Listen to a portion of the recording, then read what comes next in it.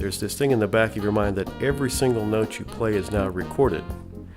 And it's there forever as long as someone has that recording. So it does put a little bit more sort of in your mind, but that will dissipate after a couple of run-throughs on the tune, and then it becomes the music itself and not sort of worrying about what's recorded.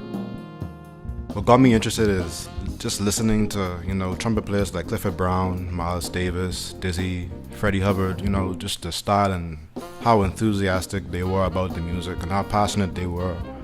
I've done some recording, but this has to be, to me, a bigger scale. This is my first time recording in the United States. I'm from Nassau, Bahamas, so this is going to be a really good experience for me. It's going to be a different experience, maybe even a challenge, to play some of the tunes that we're doing. Since it's largely improvised and stuff, we're exchanging looks and we're exchanging glances, and so not being able to do that, we're going to have to find ways to make up for that. I have never done recording on this level. I've done some trumpet background tracks, and I've also done some background vocals on some worship and praise band albums, but I have never been a soloist when it comes to recording, so I'm very excited to pursue this next step. I'm excited to continue growing. To get ready for this studio performance, for a recording, I've been doing a lot of transcription and just making sure that I can be as solid as I can so that we can get everything done in as few takes as possible and not necessarily be so reliant on visual cues as well. I've done studio work before, but when he told me that we were going to be in separate rooms but recording at the same time, it was kind of cloudy in my head how I was going to, imagine how it would be. But when I went there, and I saw the different rooms, it's literally what he said.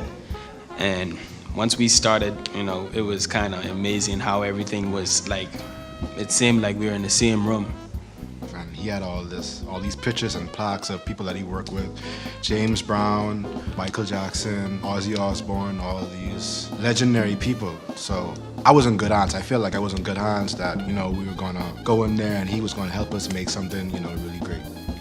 All my performance pretty much ever was always in front of a live audience, and so the idea that what I was playing was going to be recorded for forever, it was nerve-wracking for sure, because if playing a wrong note in a performance, it's there and it's gone, the next second, but in a recording setting, it's captured. And so I was nervous for sure, but after the first 2 or 3 tunes, I was starting to feel much better about everything.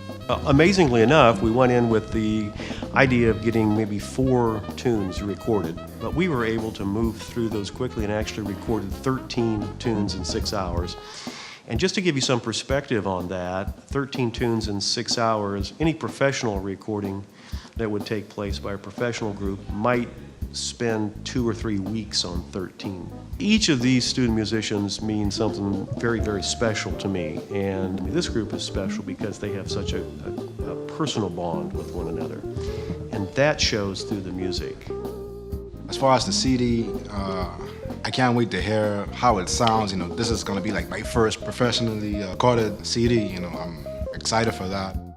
I've heard part of the CD, yes, and I was definitely thrilled about it, and I can't wait to hear the rest of it. Hopefully, there's more to come.